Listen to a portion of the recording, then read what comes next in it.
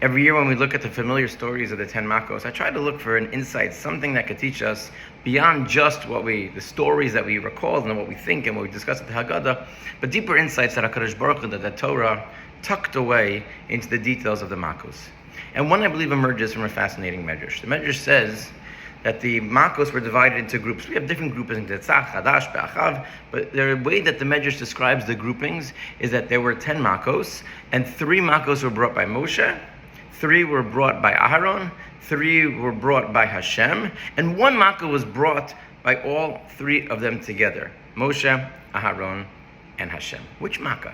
Which Makkah would stand out as being so unique, so different than all of the other ones, that all 3 of them bring the Makkah together? So the Medrash elaborates. The Medrash says, well, Dam, Tzvardeya, and Kinim were all brought by Aharon. And as Chazal teach us elsewhere, it was because Moshe showed his hakaras hatov, his gratitude to the earth and to the water, didn't want to hit them because they had taken part in saving him when he was put into the Nile and when he hid the body of the Egyptian. Okay. Barad, Arbe, and Choshech, well, those were brought by Moshe himself.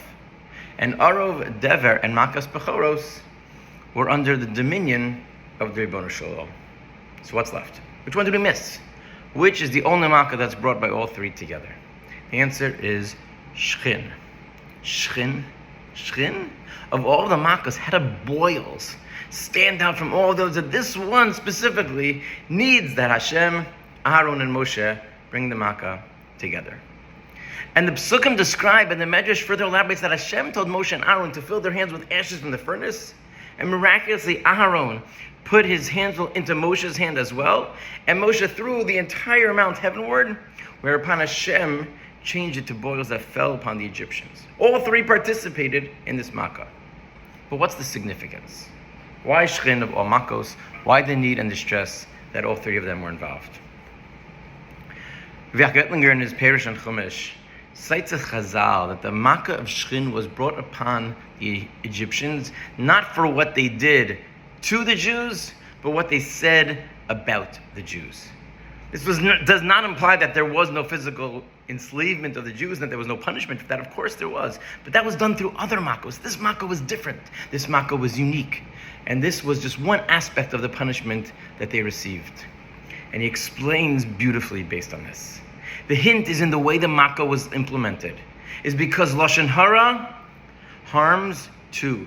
The one who speaks it and the one who hears it. And the Gemara in Eruvin says that a Mesaper Lashon Hara Gadol Cheto Ad Lashamayim. Ad Lashamayim. The one who speaks Lashon Hara is not just damaging himself, not just the one who hears it, not just the one about whom it's spoken, but it's hate between man and God as well. It goes up like to the Shemayim. And look at the symbolism. Why the ash? So why the ash? Because the ash darkens the person even after he throws it. It leaves behind that filthy, sooty residue. The ash darkens the person. 2 people, both Moshe and Aaron, are darkened by the ash, representing the Mesaper and the Makabel. And Moshe takes it all and throws it up Lashamayim. That's where our words go. And as we know, once the words are there, they can't be put back in.